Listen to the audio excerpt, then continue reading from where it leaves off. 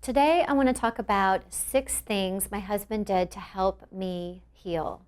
And I'm going to borrow Rick's analogy for this blog. Say my husband is driving a car and I'm in the passenger seat. He reaches for his phone to reply to a text message, and we get in a wreck, and my leg is mangled during the accident. If we're looking for something to blame, this is all his fault. He was the one texting and driving. But if I ever want to walk again, I'm going to have to go to physical therapy. I'm going to have to do the work. He can't do the work for me. He can't fix me. I have to do it.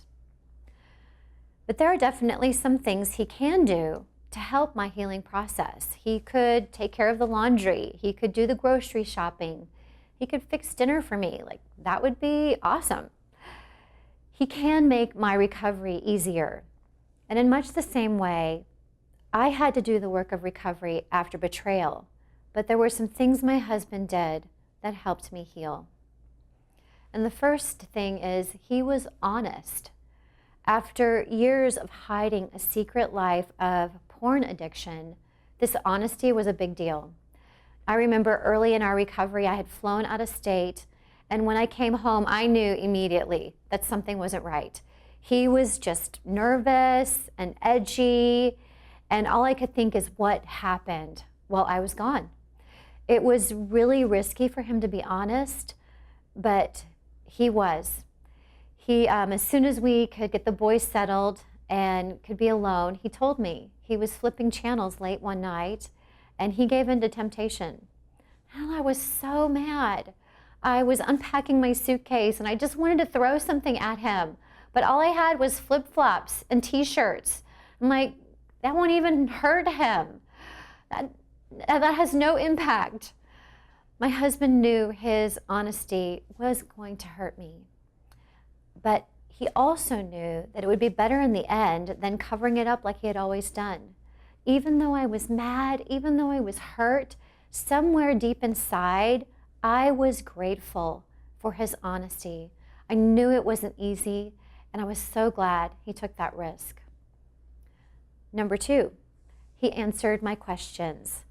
Part of recovery was understanding how he got hooked on porn to begin with, what this hidden part of his life looked like.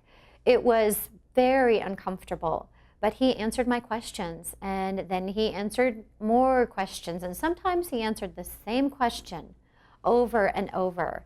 And I began to see the history of his life, that this was a problem before I was ever even a part of his life. I learned it was something he grew up with, and that he was entrenched in this thing for years. Piecing his past together helped me to make sense of what happened in our marriage. Number 3, he was patient. There was an immediate sense of relief for my husband after the secret came out. It was like a weight had been lifted off his shoulders, and he was ready to move forward, like, hurry up and let's get healed. But that is when the grueling process of recovery started for me. As much as he wanted to move past it all, like take the 12-week class and call it done, it took a little bit longer for me to heal, and I moved a lot slower than he did. There were days that he wasn't patient, but he learned to be patient and to allow me the time and the space that I needed to heal. Number 4, he owned his junk. I honestly don't know if this would have happened without therapy, because my husband rationalized his porn use. And he told himself, hey, it's not like I'm having an affair. I'm not going to strip clubs. But through the programs at Affair Recovery, he realized his use of pornography was a betrayal. It was like a virtual affair. And I had a similar road to recovery with deep pain and loss and all the crazy emotions of a woman whose husband had been with another person in the flesh. Number 5, he did the work. My husband was committed to his own personal recovery. He was committed to finding freedom, and he buckled down and he did the work. He put his whole heart into our homework assignments. And he refused to skip class, even when I begged him, like, please don't make me go to therapy this week. He also installed Covenant Eyes accountability software on all our devices. He met weekly with an accountability group, and I began to see the fruit of change in his life. Watching him change helped me feel safe again. And then number 6, he loved me from a distance. There wasn't a lot of affection in our home for a while.